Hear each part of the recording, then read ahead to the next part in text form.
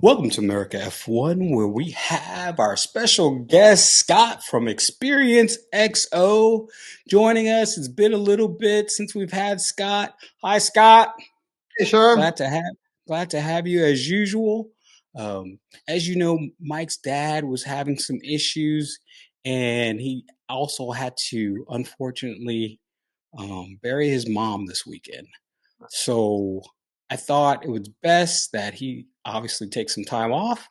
And Scott was good enough to fill in for Mike. And we're happy that Scott could be here. And we wish Mike well and his family well in their grieving over their mother. And, you know, she was a great lady. I knew her. I mean, we grew up together. So, you know, it's just we're getting older.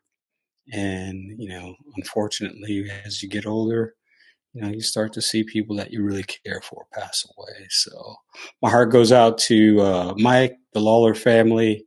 And saying that, let's talk about the British Grand Prix. What a banger! What a banger! It was a cracker, too. That's right. So we're going to talk about the British Grand Prix next here at... Yeah, America F1. America F1. It's a golden run. America F1. We would be honored if you would join us. All right. Scott. Lando Calrissian Norris realizing a childhood dream of standing on the top podium at the British Grand Prix. I mean, he said that he would give up every single one of his wins to win the British Grand Prix, and he did. And a combination of good race performance and a crushing 10-second penalty to Oscar Piastri, and the team not letting Oscar Piastri serve that penalty at the end of the race, giving him a chance to maybe make it back up on track, gave Lando that dream win. Yeah, I thought that was interesting. But is it because they had to pit? Do you have a choice? If you pit, you have to serve it then, right? Or can you wait?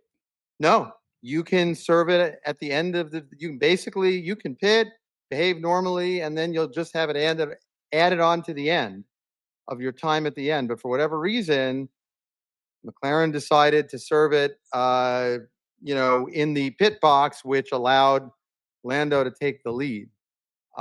Which is interesting. What would you have done, Scott? Oh, there's no You're in way charge of the. I wouldn't have done what they did. I would have let Oscar go to the end of the race and see if he could get ahead by that 10 seconds. That strategy ensured that Lando would win the race. That's what I've done, because it's mixed conditions. It's wet, it's dry, it's wet, it's dry. If you're in clear air, you could probably get 10 seconds on him. Easy. It's absolutely how many times did he run off? Oscar was three times he ran off? Was furious, and I've never seen him that angry before. And first he was furious with the penalty itself, obviously, but we can talk about that later. But then he was furious with the team, but he didn't want to talk about it on the air because he's not like that.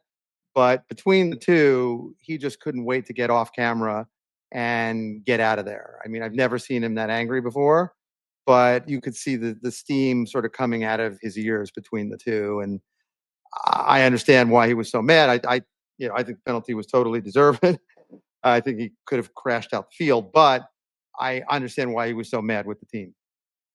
Now, I want you to expand on that point, because you said something in the pre-show that was very interesting. But before Scott does that, remember to like, subscribe, and give us a thumbs up for watching America F1.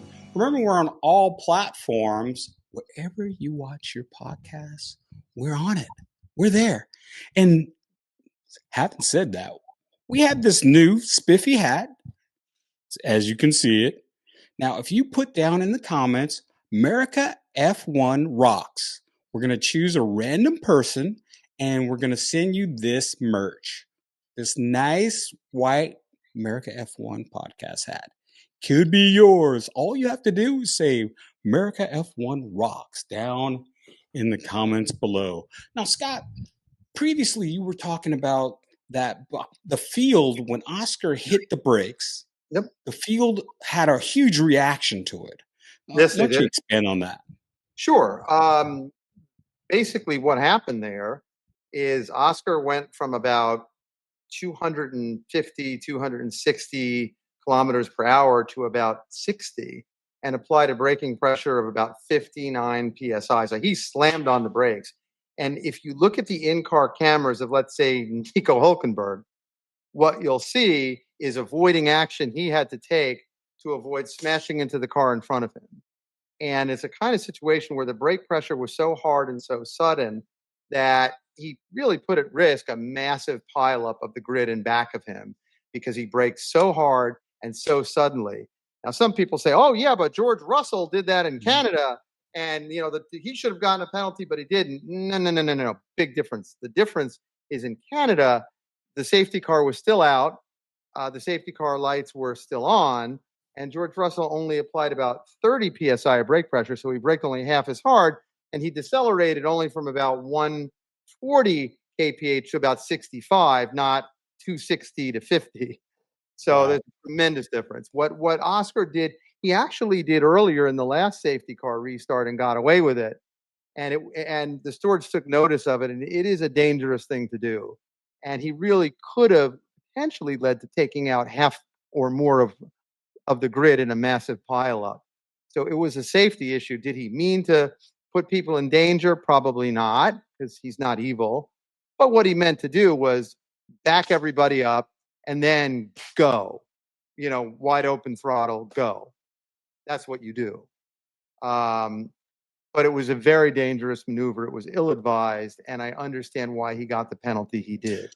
Do you think the penalty was influenced because right after that, Max spun out? It might have been, and it shouldn't have been, because it wasn't caused by Oscar doing that. Max, they went around Stowe Corner, and then you go down the hill from Stowe down to Vale. And Max, after he sort of went around Stowe, applied the power too hard. He put in too much throttle, and he forgot that he had this little tiny rear wing with no downforce because, they ran that setup for quali, which gave him a ton of straight line speed, but no downforce, which was a setup that was really meant for dry weather and not rain, where you need more downforce to smash the rear end of the car down, into the track. And Max just made a very rare driving mistake. And he still got fifth after all that. He recovered in from the rain with a wing that's not made for the rain, and the man still got fifth. Well, remember in quali, he was fastest through Copse Corner, the high, the corner where you need the most downforce. Even without it, he still managed to go faster than any other car in the highest speed corner on the track, which requires the most downforce. Now, I'm sure he killed his tires, by the way, in doing that, but there was only one lap, so whatever. But again, you saw a very rare driving error from Max, but it could very well have influenced the stewards. Unfortunately, you often see harsher penalties applied when there's like a consequence or a perceived consequence to a bad act. Now, do you think that because Oscar got the penalty and he was mad and seeing red mist, he was, and Lando finally won the race that he's always dreamed of as a boy, why they didn't give my guy Nico Hulkenberg more love on that podium? Yeah, it was sort of sad to see both McLaren drivers completely ignoring Nico, who after 239 races and 15 years, a record by far. I think the longest streak without a podium until he got it. I think before that was Carlos Sainz with, I think, 100 races before the podium. I felt bad. The reality is Lando was wrapped up in his win, which was the dream of a lifetime, and forgot the moment that Nico, it was an incredible 15-year journey. I mean, let's be real here, guys. Brad Pitt, move aside. you're not the real Sonny Hayes. The real Sonny Hayes is Nico Hulkenberg. Nico Hulkenberg is Sonny Hayes, not Brad Pitt. Man, 30, what is he, 37? He's 37, 15 years in the sport, and he finally gets his own podium. Let me say something. There are three main people responsible for this podium. Nico Hulkenberg, Jonathan Wheatley, who is a brilliant in race operations and strategy. And Nico's strategy was perfect. He didn't take that sucker bet of coming in off the start on the first lap for slicks. He stayed out on inters. But then as soon as it rained, he was the first one. When it rained later, he was the first one in for inters. When he had a perfect strategy. He did everything and he actually right. came in for the last set. He came in one lap later than Hamilton, and what that did for him is it put him out on clean air. Like Hamilton, when he came in, he was behind a DRS train. He had to get by guys, which goes to the Ferrari strategy again. But Jonathan Wheatley is a genius with with strategy and with pit stops. Although he did have one slow stop of 4.6 seconds, and I was saying, oh man, Lewis might get him. But Lewis then went off the track at a moment, and so it didn't matter. And it was on the crucial in lap, basically, or excuse me, out lap. Excuse me. When he was going to try to undercut him, and he might have, but with that lousy pit stop, but not after you go off. But the other person is Mattia Binotto with the upgrades to the car, which have really worked at Sauber and made it a competitive midfield fighter. Out of all the upgrades on all the teams, the Sauber, when you think about it in the beginning of the season, it was a dog. That thing had fleas. It had ringworm. It had all kinds of diseases. And from where they were then to where they are now, and just last race they scored double points. It's amazing, to be honest. Sure. Stake said arrivederci to arriva bene, and said hello to two of the titans of the sport in their disciplines. The best race operations expert in F1 is Jonathan Wheatley, the guy who broke Lewis Hamilton's 8th championship and convinced convinced that safety car violation in Abu Dhabi 2021, convinced Michael Masi to do it, and a genius. Masi's on the payroll. Yeah, and well, I don't think so, but that's fine. I just think Masi thought we should end under racing conditions. And the other genius in his specialty, Mattia Binotto, for car development and engine. And put the two of them together, and now they suddenly have a competitive team. So, but going back to ignoring Nico, so you've got Lando, who's just celebrating the dream of a lifetime since he was like 3 or 4 years old. And he's not thinking about Nico. He's thinking about a lifetime of work finally being realized. And you've got Oscar, who's got red mist and steam coming out, wants to murder Lando, murder the team, murder the stores, and just wants to get the hell off stage.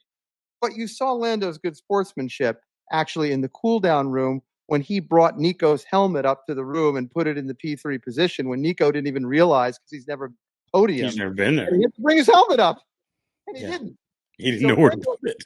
Lando, to his credit, did show good sportsmanship in the cool down. But when you liken that to when Maldonado won years ago, and you had Alonso and Kimi Räikkönen lifting him up on their shoulders on the podium and jumping up with him and celebrating with him, even though they were on the podium too, and there's 2 world champions, they made him feel like the world had ended just for him, and they made him feel good. And I only could think of if Lewis and Max were up there, or Lewis and Alonso were up there, it'd have been a total different podium. Yep. Even though they would have scored points, it'd have been about Nico Hulkenberg. You know what? Those guys have achieved their dreams, and everything else is gravy. And you've got these 2 young men, kids really, in the fight of their lives for a world championship that neither one of them has achieved. And they are absolutely focused on the greatest teammate battle we've seen in F1 since Lewis versus Nico Rosberg in 2016. Well, it's not as good as that, because until they take each other out like really more than once, then it'll be as good as that. But that was the unbelievable, because it was like, who's going to take who out at what race? Who is going to run who off the track this race? Well, so far Lando's just taking himself out. in Yeah. that battle. Now let's go to a new segment, Scott, that we've been doing. It's called The Thrill of Victory and Oh, the Agony of Defeat. My thrill of victory obviously would go to Lando Norris, Nico Hulkenberg, and Pierre Gasly. Pierre Pierre Gasly. Gasly. Because Pierre Gasly, in that dog of an Alpine car, Mhm. somehow keeps finding his way into Q3, Yep. somehow keeps finding ways to score points despite bad pit stops, despite bad strategy. Somehow Pierre finds a way. I like Pierre Gasly. I always have. And I almost think, what would that guy do if he had another chance at that Red Bull seat? You know, I had a segment on this in Experiences.xo where I just said, look, Christian, change your effing car. These guys who have been chewed up and spit out by Red Bull, a number of them are very good drivers. They're not bad drivers. They may not be Max, because I think Max is the greatest driver who's ever lived. Greatest. Greatest. Better than Senna? But Because I like Hamilton, you know that. But I I love think Lewis. I I like still Senna, man, fastest. the speed. There's nobody faster than that guy. No. Senna's probably the fastest, but I think generally the least prone to errors, the most consistent over a career has probably been Max. I think More than Max, Hamilton, because Hamilton in his heyday, he never made mistakes. Even Alonso, who hates Hamilton, always said, if you're behind Lewis, just forget it. He's not going to make mistakes. Vettel said it too. In even his in his heyday, prime, Lewis sometimes had bad races. Max almost never has had one. He almost never has bad race. Although you saw him make a mistake at this race, but he had no rear wing. Mhm. But you almost never see Max make a mistake. Even in Lewis's prime, he got beat. But he had better teammates though too. He only got beat usually by the teammates. Yeah. But in Yeah, any Max event, hasn't had a teammate yet. Not no, that's true. right. No, Like he definitely has not had a great teammate to challenge him yet. And but I got to tell you, Pierre, Pierre, I would love to see Pierre in a Mercedes or McLaren or something. Red Bull, it just seems like a driver destruction machine. Perhaps if Max leaves, they will change their car and actually make it more drivable. But so long as Max is there, that's the car they're fielding. They're fielding the pointiest car in the sport. now for my agony of defeat, I got well, I got Oscar obviously because I mean he had the race won and then he had that penalty, so that's almost I would think a slip of concentration because would he normally do something like that? What was he thinking? Is he thinking he's trying to give Max a penalty? He already had the pace, so why would he do that? So that's a slip in concentration in my point. The other one would go to Franco Colapinto, who I think he was in the pit lane and they said that maybe he couldn't get out of gear or it was driver error. But I think one Flavio, is this Flavio? Nine Flavio? You just do what Flavio says. I think Flavio says, I don't want this kid to crash this car. I don't want that car going out of that pit lane. It wouldn't surprise. Look, from Flavio, it wouldn't surprise me. I mean, the rumors in the paddock that the decision has already been made to replace it during this 3-week gap to replace Franco with Valtteri Bottas are intense. No one is denying them. I mean, Toto is very clear that the interest by Flavio with Valtteri is intense, and it wouldn't surprise me if Flavio made it so that the car didn't work, that Franco couldn't drive it because he didn't want him to crash. I don't know that that's true, but it's possible, and I wouldn't put it past him to have done that. And then my last guy, and then you can do yours, would be, I mean, unfortunately, every week it's Yuki Tsunoda. I mean, Yuki is just not Yuki. He's not Yuki. It's an imposter in that body, the lovable Godzilla, the man who was always smiling, does not smile anymore. And Well, I'm a Godfather fan, and the best line for that is, "Look how they massacred my boy." I mean, it's just they've broken him. Red Bull breaks the second driver. I mean, it's a driver destruction machine. I just watched that last night, Scott. Yeah, look how they massacred my boy. It's just it is a blender. It's a career blender for the second driver. I mean, it's just the car is so pointy and so difficult to drive that really only Max can drive it. I don't know. Maybe Arvid Lindblad's going to be able to drive it. I don't know. I don't think so. I mean, I was watching him just in the F2 race. I don't think so. Yeah, I don't think so either. I think Max's ideal teammate probably should have been Nico Hulkenberg because Nico can drive anything. He's proven it time and again. Yeah, but he can drive a steak. You name it, he can drive it. Give me your thrill of victory and your agony of defeat, Scott, if it's any my different. thrill of victory is very clear. Nico Hulkenberg, who, like I said, he is the move over Brad Pitt. You're not the Sonny Hayes. Nico Hulkenberg is Sonny Hayes. This is a guy who lost his career, was kicked out of F1, lost his seat at Alpine, was out of the sport for 3 years other than in Super Sub appearances. Everyone wrote him off. Nobody thought he was ever coming back. And then Gunther Steiner, in a flash of brilliance, in an absolute flash of brilliance, which didn't always come along all the time with Gunther. No, not at all. No, but the smartest decision that Gunther ever made, besides the idea to use Ferrari parts to get a new team off the ground, was to bring back Nico Hulkenberg. At the time, I said it was a brilliant decision. I said Mick wasn't getting the job done. I said this guy was among the 20, at the time, one of the 20 top point scorers in F1 history, that he was a reliable point scorer and he would score points for Haas on command, and he did. That was my position at the time, that it was the right move to make. And he's absolutely the biggest winner of the British Grand Prix by far. He showed his quality because, remember, the rain equalizes cars in terms of performance, but it doesn't equalize drivers. And he is an excellent driver. And he's by far and away the biggest winner. I mean, obviously, I agree with you with Pierre Gasly. Lando Norris, I give the win based on great fortune. I mean, he was a good driver, but Oscar had the measure of him in the race. He was wiping the floor with him. He got real lucky. But sometimes it's better to be lucky than good, or maybe better to be lucky than great. He was good, but not great. But that's all he needed to win. Other agony of defeat, I have to go with my, a few teams that I'm particularly partial to. And one would be Ferrari. Bonza. Horrible. I mean, just Lewis for Lewis getting a P4 in that shit box when Charles couldn't keep it on track tells you how good Lewis is in the rain. I mean, Charles could not keep that car on track, crashing, constantly going off. Charles said it was basically the worst race of his career, and it was because the car does not handle in the rain. And Lewis, to his credit, got a P4, kept that car on track most of the time.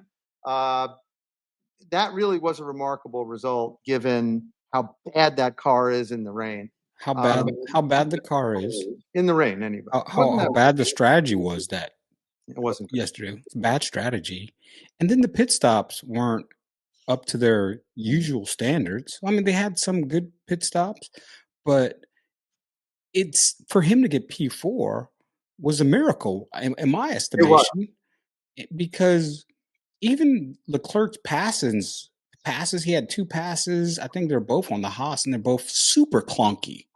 Like, it was basically bumper cars. He turned in and just pushed the other car out of the way. He was going off track constantly. I mean, he was going off track several times. He had excursions off track. He couldn't keep the car under control. Yeah, and that's not Charles. It's the car. The car couldn't handle it. And the other, real agony of defeat was, Mercedes. I mean, George was P10.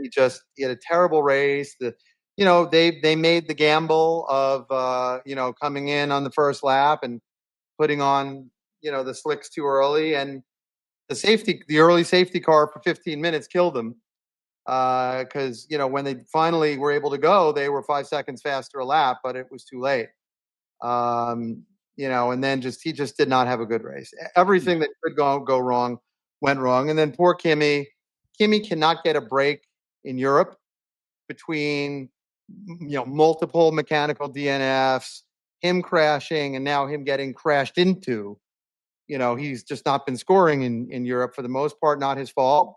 More often than not, it hasn't been his fault. This time, Isaac Hadjar in blinding rain where he couldn't see, crashed in the back of him, blew up his diffuser. I mean, Kimi just so far has not been able to get a break in Europe.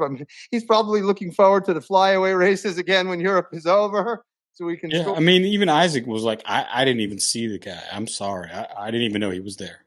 No, if you saw his in-car camera, which I'm sure you did, there was no visibility. He didn't see Kimi until he crashed into him. But those are that's my agony of defeat. I mean, it was just Mercedes and Ferrari had horrific races. Now, before we go on to another news segment, let's give some updates just in case some people out there forgot. We'll give you we had 1, 2, 3, 4, 5 DNFs. We had Franco Colapinto, who stayed in the pit lane. We had Liam Lawson, who got crashed into or crashed into somebody. I would say that was a racing incident. Yeah, we got Gabriel Bortoleto. We have Isaac Hadjar. We have Kimi Antonelli. Then in 15th place, because you can't give him last place because everybody else DNF, was Yuki Tsunoda. And Charles Leclerc, who was 84 seconds off the pace.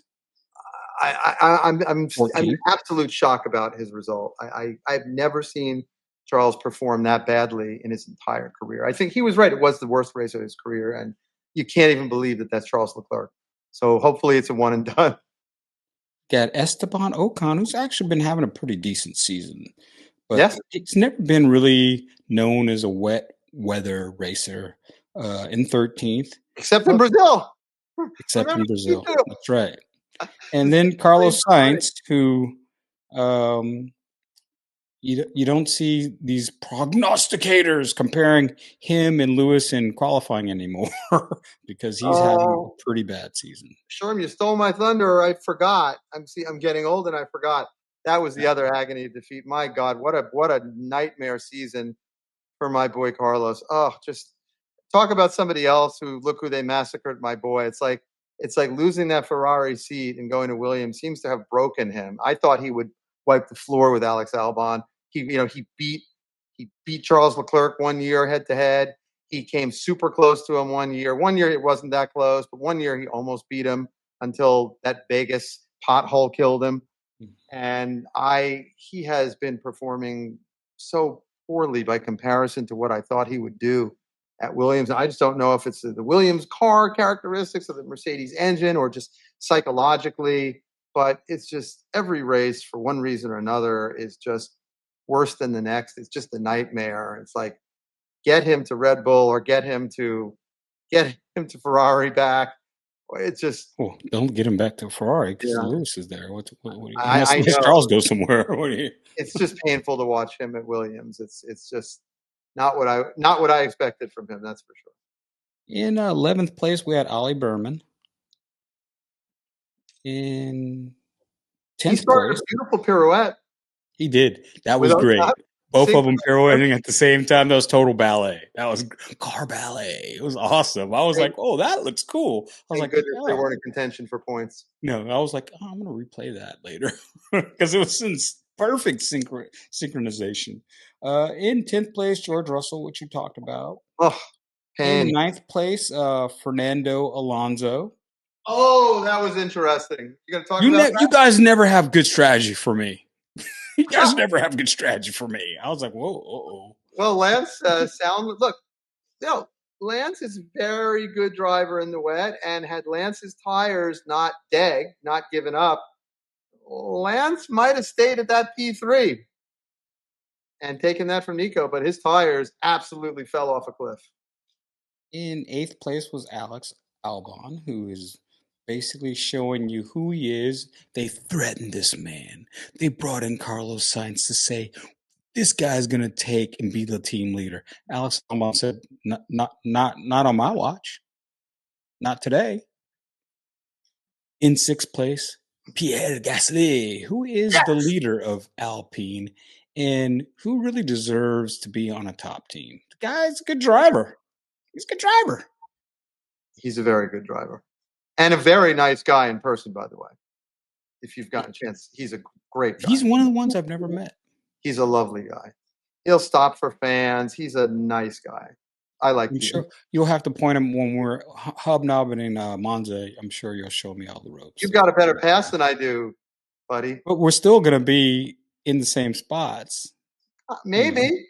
I've got a Paddock Club pass with Ferrari. You've got the Legends package, I think. Yeah, we'll figure it out. You've got a Paddock pass. We'll I figure it out. Listen, In 5th place, Supermax. You know what?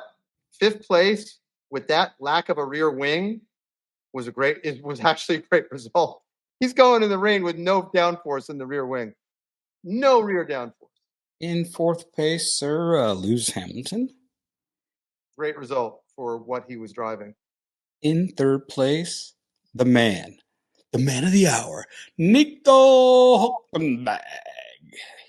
I love Nico. I loved it when they showed the clip of his daughter yelling at the screen, pointing at him. That was great. That was great, man. I've always been, not because he got a podium, I've always been a huge Nico Hulkenberg fan. And Nico and I have the same helmet designer for racing helmets, as does Max. And every time I get to see Nico, I always say, you and I have JMD, buddy. We're kismet. Then we have Oscar Piastri, of course, we talked about in 2nd. Yeah. And then Lando Norris, winning the British Grand Prix for the first time. On top of the world. Yeah, and then he's on top of the world, and then a photographer falls on him and bashes him, and then he gets his nose sliced open again. Yeah, because they had that black tarp for some reason, and the photographer fell off of the black and ripped and fell right into Lando. And we'll post that because I have that clip actually. That was bad.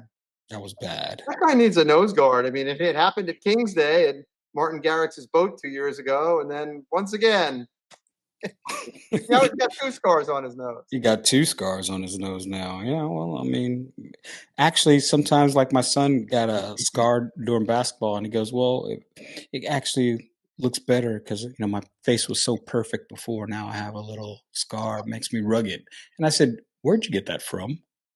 Where'd you get that line from? Or you watch? Is that something you saw on TikTok or something? Where'd you get that language from? So let's move on to the quotes. So this is a new segment that we're going to start doing also. I'll read a quote. Scott's going to give me his reaction to the quote. And we'll start off with one. No idea what Charles Leclerc. Oh God. We need to work. Maybe we sit down after the race. But all the different displays I have, like different info, and the brake's always changing position. I have no idea where the brake is now. Yeah, that is a symbol of the difficulty Ferrari is having this season. I don't know what's going on over there, but something is wrong, and that is a symbol of the problem. I don't know what the problem is, but they were firing on all cylinders last year, but something happened this year, and I don't know what that something is, but it's not good this year. 3/4 of the race, they didn't have Lewis Hamilton's GPS. I know. They didn't know where he was. Thankfully, Lewis did pretty darn well anyway. When that happens, don't you think you send more people out onto the track to be on the track to relay info either by walkie-talkie or cell phone? You would think so. I don't know what they did. Maybe they did that. I don't know what the backup plan is for that. That should be the backup plan. You got to be prepared for something like that, because I heard in certain races at certain spots they have dead zones and the GPS will go out. So you have to have a plan for that. I would think that all the top teams do, but I don't know that. I've never spoken with the strategist. But you know what? When I'm at the paddock the next time around with Ferrari or with Mercedes, maybe I'll ask. Oscar Piastri. I don't think the penalty before was very fair. I think we should swap back and race. This is the closest team fight between 2 teammates, like I said, since 2016. I mean, He wants to win the championship. Now, was the team about to tell Lando to give up the lead because of a penalty? Oh, hell no. But I don't blame him for trying. Nico Hulkenberg. Podium P3, baby. I don't think I can comprehend what we've just done. Oh my God. Nico, absolute masterclass today. This has been the most overdue podium in Formula One history. Absolutely fantastic. Nico was expecting to get a podium yesterday about as much as I was expecting him to get a podium yesterday. I never thought it was going to happen. I love Nico. I think he's super talented, but getting a podium in a stake against the top cars is very difficult. Lando Norris. That's it, mate. You've won the British Grand Prix. Well done. We did it at home. Oh my God, we did it. This one means a lot, man. It's beautiful. Dream come true. I'm not surprised he won. Surprised at how it happened, but I'm not surprised he won at home. You know, Lewis Hamilton, other people, British drivers had said that crowd is worth a lot, that it really does help their performance. I mean, you've been there, I've been there. The support that Lando gets in particular is massive. I mean, I was there. Yeah, he had his own stands. Yeah, he had several around Stowe. I mean, I've been there in 2023 even. He was getting such cheers from the audience, even in 2023, before McLaren had become good yet. It was unbelievable. I mean, when he took the lead against Max Verstappen, which of course he lost pretty quickly, because that was the year when Red Bull was unbeatable, sort of like McLaren is this year when their car was. I couldn't believe the cheers of the crowd, and so the crowd picked him up and lifted him when he wasn't good, and when he is good, again, the crowd was worth a lot. Max Verstappen. Mate, this car is just undrivable. Fuck.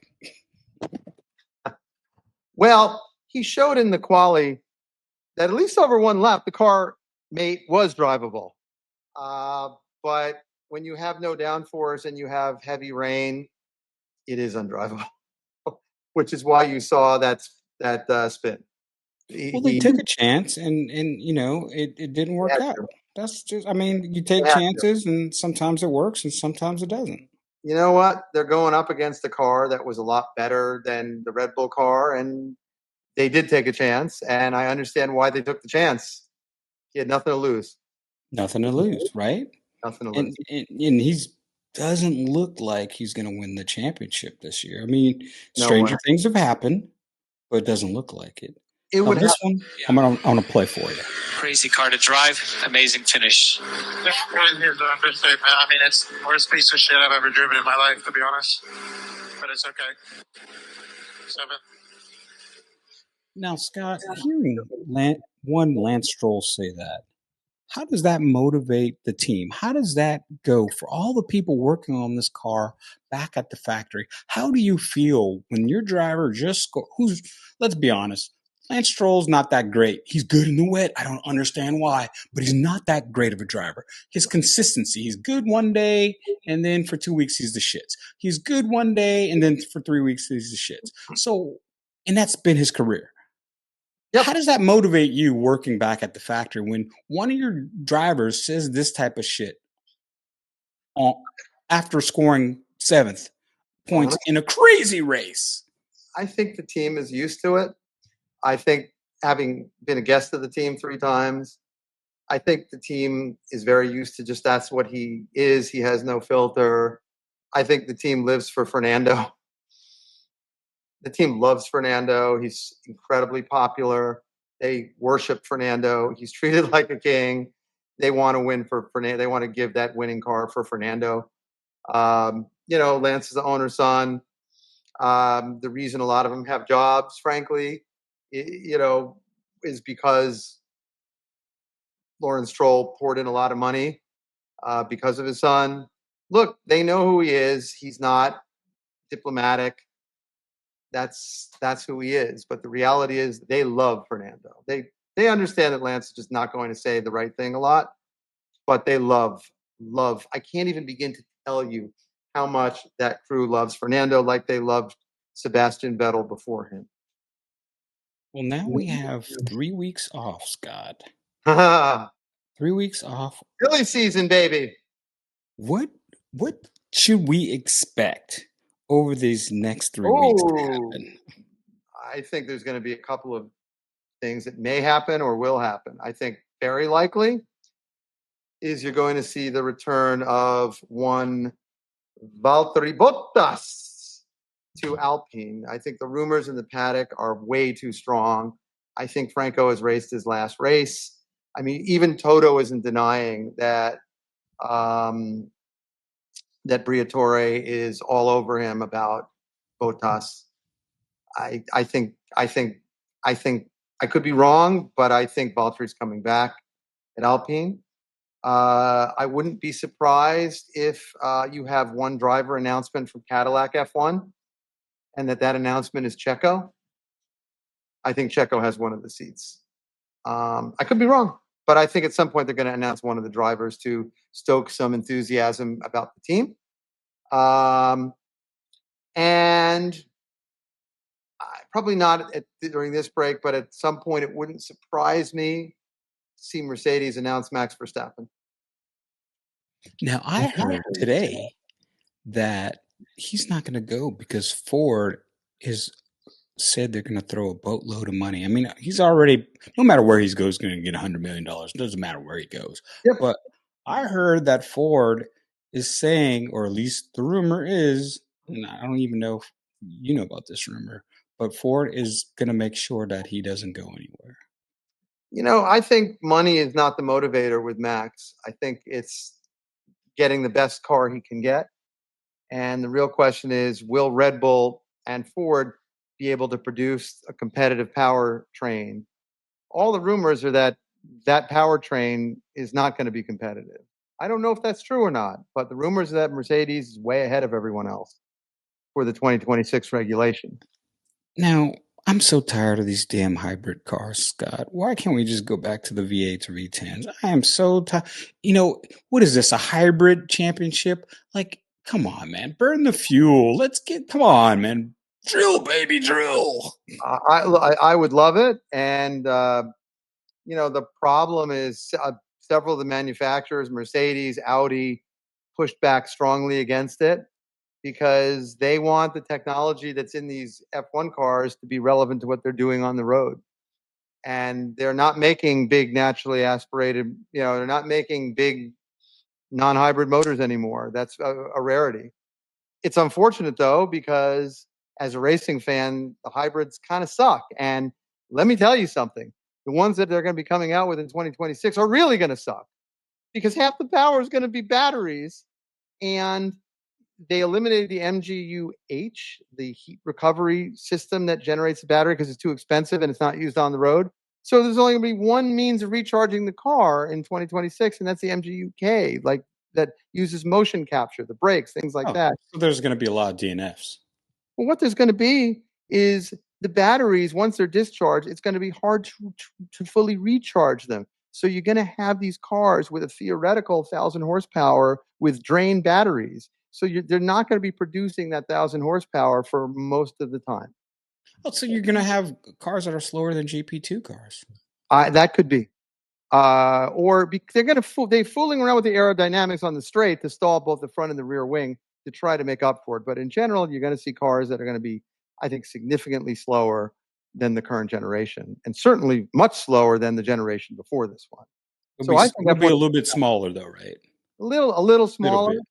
But I think in general, as a performance sport, F1 is going backward and not forward, and I think that's kind of contemptible for this fake greenness. The car should always be the F1 car should always be the fastest car over any other motorsport over one lap. Always. You want the fastest car out there on the planet? WC. Go buy the RB17 from WC. All right. Well, let's get into, before we sign off, where everyone stands. All right. So we have Oscar Piastri at 234 points. We have Lando Norris right behind, 8 points behind at 226. We have Max Verstappen at 165. Is Yeah. 165 too far to Yes. catch? So he's It's out. over. He's out. I mean, it would literally take the two McLaren drivers to take each other out in like multiple races and DNF to get him back in.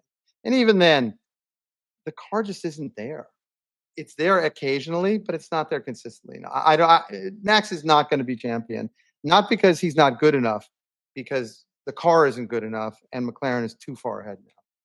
We got George Russell at 147, Charles Leclerc at 119, Lewis Hamilton at 103, Kimi Antonelli, who hasn't scored points in Eon, at 63, Alex Albon at 46. This is one of his better seasons scoring points-wise. Nico Hulkenberg at 37, and Esteban Ocon at 23. Isaac Hadjar at 21, Lance Stroll at 20, Pierre Gasly at 19, Fernando Alonso behind Lance Stroll at 16 points. I don't think that's going to last. But Carlos Sainz at 13, Liam Lawson has 12 points, Yuki Tsunoda has 10, Ollie Berman has 6, Gabriel Bortoleto has 4, and the only person on the grid so far not to score any points is Franco Colapinto. And we're just going to give you the top 5 teams. Williams has 59. Red Bull Racing has 172. Mercedes has 210. Ferrari's ahead of them now at 222.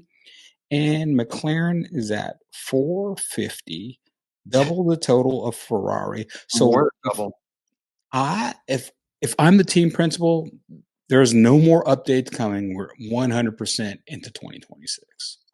If I'm any of these teams, I'm done with 25. I mean, McLaren is too far ahead. No one can catch them.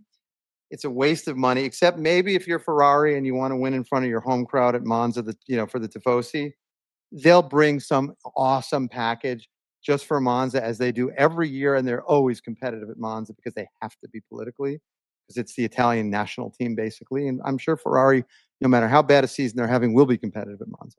But other than that, for national pride, no one's bringing upgrades anymore. What's the point? Now, before we end, Scott, did you see that article I posted about in the Italian news where Ferrari is saying, well, one of the one of the writers is saying, maybe it's time to start listening to Lewis Hamilton. Did you see that article? I did. Tell me more about it. Well, he wrote and he said, well, Charles Leclerc has developed this car all these years, and they have 0 championships. Lewis Hamilton has 7 titles and 8 constructors championships, and maybe it's time to listen to a guy who's won before. Since he's won, Ferrari hasn't won, and when we're listening to Charles, we keep coming up with these cars that don't win. Lando or Oscar is going to win a championship before Charles, so maybe we brought Lewis over for a reason. Maybe it's time to listen. Yeah, what's weird is Ferrari last year had a car that almost won. And I do not know what happened over the winter. They went from this car that almost won, that they, for reasons I don't understand, didn't tweak, but blew apart completely, and started this year with a clean slate, completely different car. I don't know why they did that. They had a car that was this close to winning the championship. There's only 14 points from winning, and they blew it apart. One I think it was one turn that Charles messed up on. One turn away. Or Carlos when he crashed out at Baku. If Carlos hadn't crashed out at Baku, they would have beat McLaren. Carlos Checo crash. Yeah. And didn't he crash also in Singapore also too, right? I forget, but it was literally, they were like one crash away from winning. Yeah, so why not just expand on that car? It's too don't late know. now. It's all hot water under the bridge, as they say. But I would listen to Lewis. I mean, why not? What did they have to lose? Lewis has the most successful driver in the history of the sport, and the greatest ever, or one of the 2 or 3 greatest ever. Why not? He's an icon. On that note, thank you, Scott, for joining us on America F1. Remember, everybody, put down in the comments below if you want this beautiful America F1 hat in white. Oh, yes. America F1 rocks. We have it in red. We have it in blue. We have it in white. It's available for everybody else for $35. But one person who writes it down in the comments, America F1 rocks, is going to get a free hat. And with that note, keep on racing, everybody. We would be honored if you would join us. Ladies and gentlemen, can I please have your attention? I've just been handed an urgent and horrifying news story. And I need all of you to stop what you're doing